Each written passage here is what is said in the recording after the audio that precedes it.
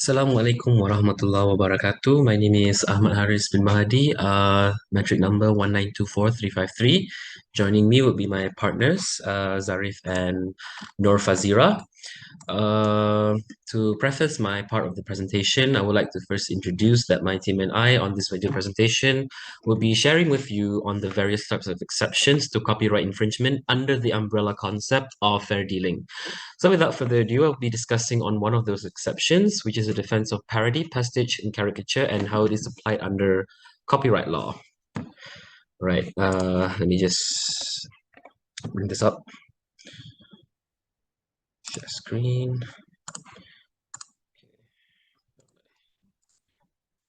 Okay, here you go. Okay, so starting with the definition of them. What do they mean, actually? Parody, according to the Oxford Book of Parodies, defines parody as an imitation which exaggerates the characteristic of a work or style for comic effect or comedic effect. To further add on to that definition, parody is for all purposes to make fun of the existing work for humor and laughs. A modern example of a parody nowadays are humorous reiterations of music videos created by famous artists. On the other hand, pastiche is an imitation of an existing work for the purpose of paying respect to the original work or to pay homage to it, which is different to a parody. An arguable example of a pastiche would be creating a fanfic. A fan fiction of Harry Potter that is written could be pastiche as it pays homage to the original work of Harry Potter. However, this comes at an arguable contentious issue because a fanfic is considered an online work, whereas a pastiche normally refers to a written work that is tangible and physical. On the other point, on caricature, caricature is an arguable variation of parody. It is an artistic work which is often represented in a pictorial manner, in a picture, such as a drawing, illustration, or a written expression that is meant to highlight the features of an individual or a work to exaggerate it for comedic effect. For comedic effect. A portrait of Madonna, for example, given with humorous exaggeration of her features during on her drawing, could be considered an example of caricature. Now, there is some similarity between parody and caricature, and why I would say it's an arguable variation is because it is almost like a parody. But it is different than how parody is represented because caricature is usually expressed by imitating on the original. I'm sorry, a parody is usually expressed by imitating on the original form of art or literacy device of the existing work that they're parodying on. Meanwhile, a caricature is simply a pictorial expression of a work, and it doesn't rely so much on the original work, but it's more an exaggeration of the original work. So all of these variations of imitation can be exemplified to this. First, if you look at the first picture, Shaun of the Dead, it is a parody of the movie Dawn of the Dead. And the genre of this film is that it is comedic yet also horror.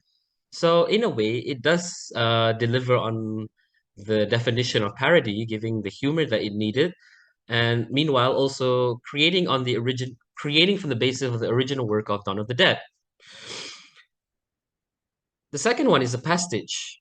Here is a picture that takes from the style and art of the famous Andy Warhol, who is famous for his portrait of Marilyn Monroe in this kind of artwork, using very pastel colors and reminiscent of a vintage theme. In this picture is said to be a pastiche of the work of Andy Warhol because it pays homage to his art style and form, but also creating their own original form of art by having this picture, by creating a different figure rather than Marilyn Monroe or outright copying his style and so whatsoever. And the third one is a caricature, which is Mr. Bean being a copyrighted character is held by a copyright law. However, this caricature is a drawing of this copyrighted character and exaggerated form. So in a way, it is a caricature and also an original work of art, although it takes from the character that it has been copyrighted. So these are the examples of parody, pastiche, and caricature. So all of these variations of imitation from an original work for the purpose of humor or homage generally fall under the exception of fair dealing against claims of copyright infringement. This principle has been established under the Berne Convention, which is a treaty that was signed and ratified by 185 countries, as you can see behind this text. The purpose of this treaty was to establish a universal and central way of dealing with copyright. Moving on to the details of this convention treaty, Article 9, Clause 2 vests the right of state parties in regards to fair dealing. It vests the right of state parties to permit reproduction of works protected under copyright law. Notwithstanding, however, the right of authors of literary and artistic works to have the exclusive right of authorizing the reproduction of their work in any manner or form that is protected and assured under Article 9, Clause 1. So Article 9, an illustration of the entire text, is written over here. The first clause says, authors of literary and artistic works protected by this convention shall have the exclusive right of authorizing the reproduction of these works in any manner or form. And second, it shall be a matter for legislation in the countries of the Union to permit the reproduction of such works in certain special cases, provided that such reproduction does not conflict with the normal expectation of the work and does not reasonably prejudice the legitimate interests of the author. In understanding the second clause, it establishes a three-step test that provides for how an exception can be valid and acceptable, and that can be agreed upon by many of the countries of the Union. These are the three steps rule. Firstly, for an exception under fair dealing to be granted, it must only be given under only special cases. What are the certain special cases? Well, to refer back to Article 9, Clause 2, it states that it is the matter of legislation in the countries to limit the reproduction of protected works. Therefore, what this means is that it is left up to the discretion of a member state's national government to determine what are the certain special cases, provided that it does not infringe upon the exclusive right of the author in the reproduction of their work. Moreover, in practice, however, in regards to this part of such special cases, most countries' legislations have provided similar exceptions under fair dealing, with parody, pastiche, and caricature being one of those, even though it is up to the legislation of countries. It is important to know that throughout all this, even if the legislation has been given the power to determine what are the special cases, they must remember that they could not willy-nilly grant an exception. It has to be, again, in accordance with the three-step rule. So moving on to the second one, which is the exception when given must not conflict with the exploitation of work, normal exploitation of work. In this section, in this part of the three-step rule, I refer to the panel, to the case of WT-DS 160R of 15 June 2000, which is a dispute case that has been taken to the panel of the WTO that has now been used as it judicially interprets what our Article 9.2 is all about and the details of the three-step rule.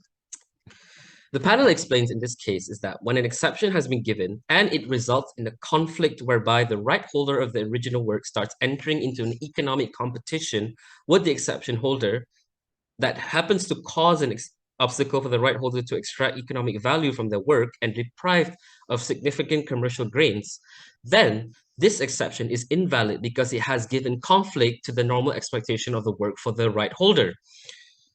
And that is the second part of the three-step rule. On the third one, although it sounds the same as the second, the third one states that it must not prejudice the legitimate interests of the right holder. Generally, what is meant here is that if it's found that granting such an exception has the potential to deprive the interest of the right holder, causing unreasonable loss of income, then this should also not be allowed, as he has prejudiced the legitimate interests of the right holder. Therefore, in order to succeed in a valid exception, in a given valid exception, the three-step rule must be considered, and it must not fail in either of these places. So Malaysia, of course, also adopts these principles under the Berne Convention Treaty, as it is also a member and a signing country of the Berne Convention. And as a signatory nation to the Berne Convention, it is important to know that all the countries who have signed the Berne Convention Treaty are bound by treaty law to follow. So in retrospect, Malaysia also adopts the three-step test, and in retrospect as well, what can be, to sum up what has been just said earlier, all work that seeks to be exempted under the umbrella of fair dealing from copyright infringement has to follow the three-step test.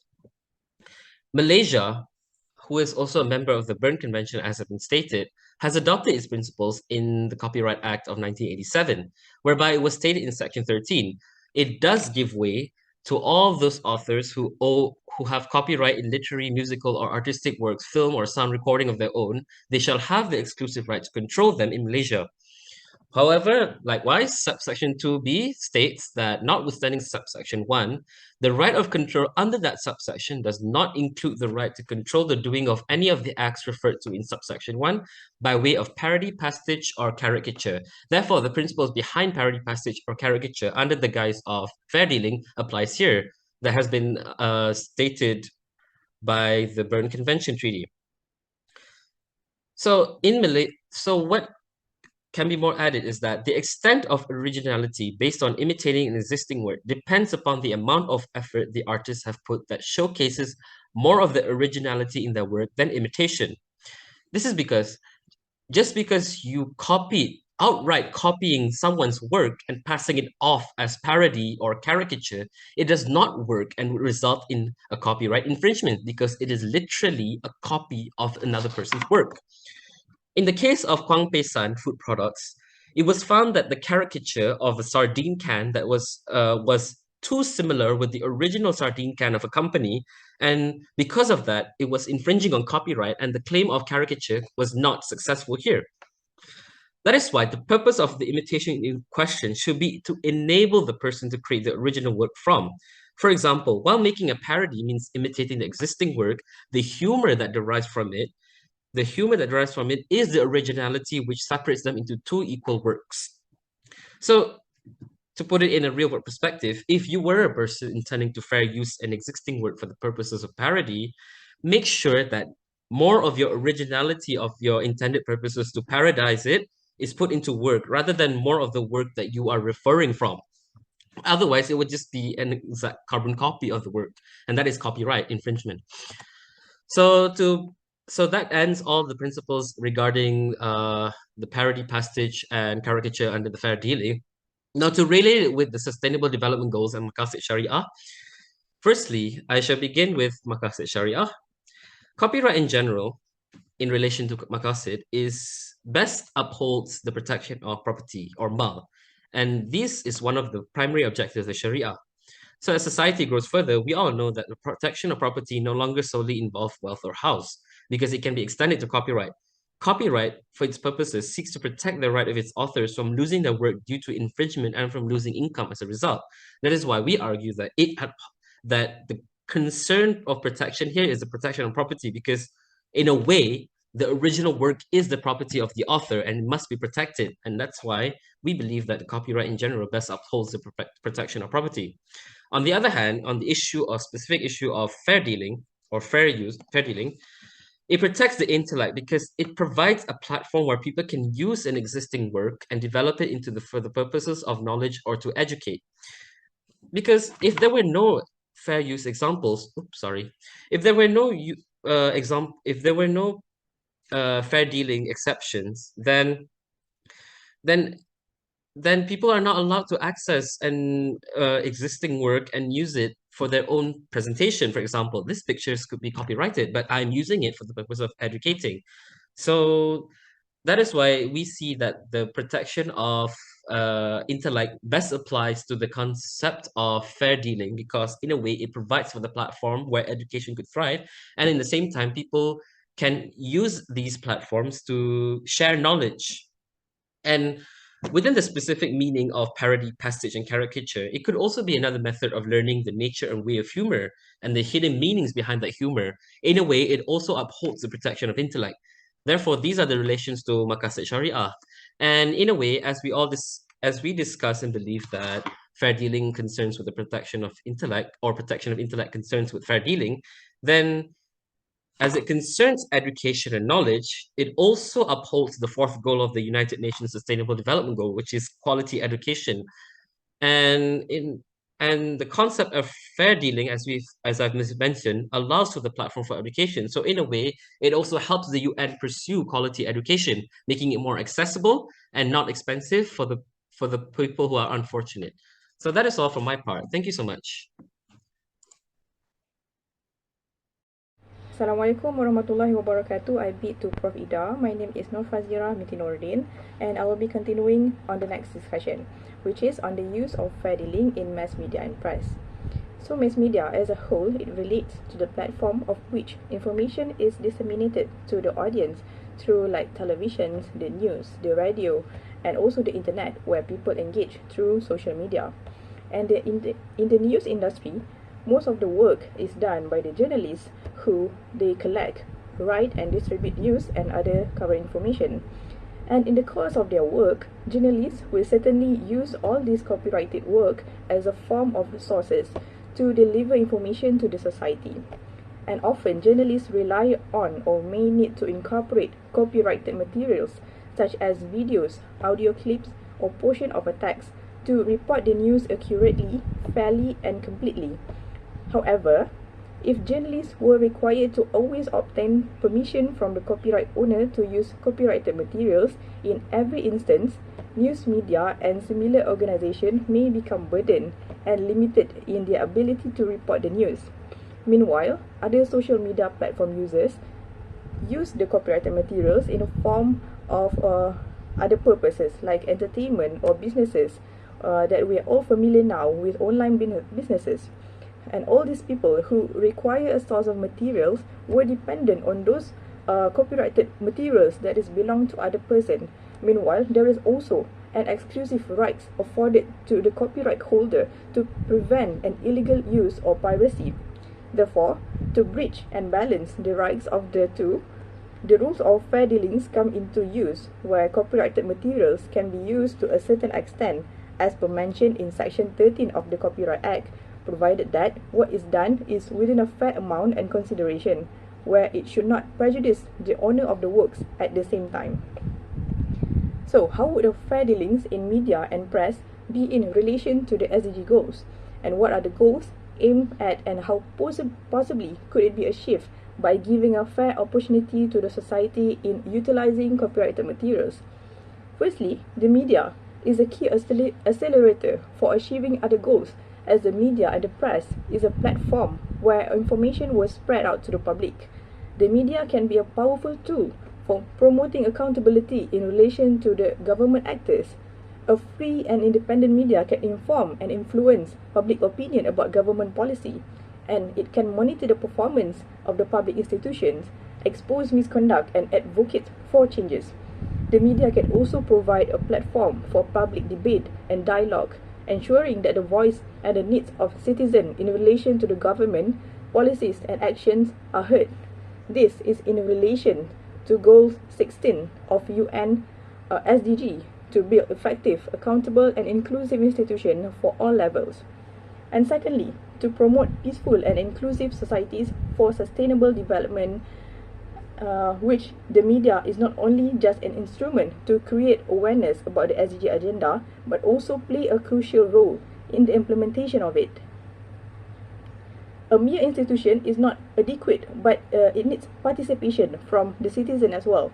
And the only way is by enabling them to have access to information, and subsequently it can also build a well-informed, critical and resilient citizens that are empowered to shape their own development and to participate, advocate and monitor for just and democratic societies.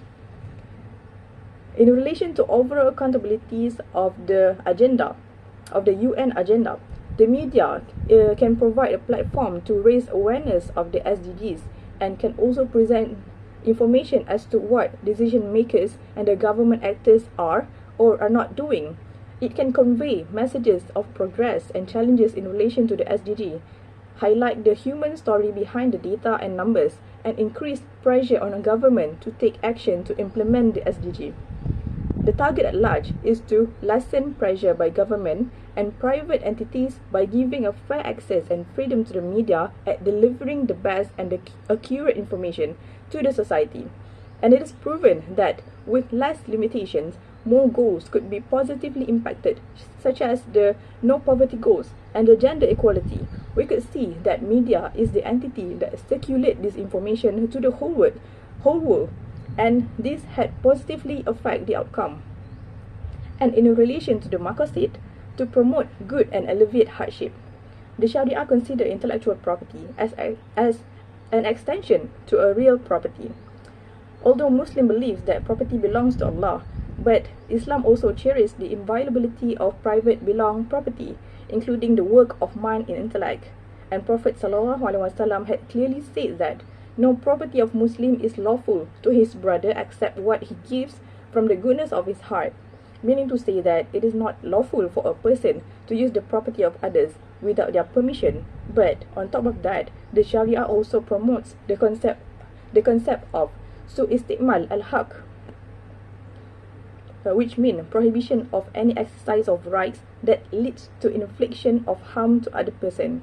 Basically, the maslahah is about securing greater public interest.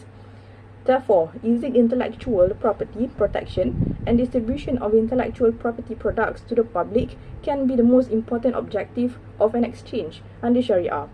However, the principle of maslahah cannot be drawn too broadly, as it could open the door to many claims. Some factors have emerged that point toward a more cautious analysis of maslahah. For instance, the public interest must be genuine one, and it must be publicly acknowledged. It must not contradict the sources of Sharia, and it must be rationally acceptable. And to relate to the media and press function, it is within the maqasid to provide for a considerable access and use to the copyrighted material to achieve what is known as bridging the protection of property and protection of akal or intellect. So that's all from me. Thank you.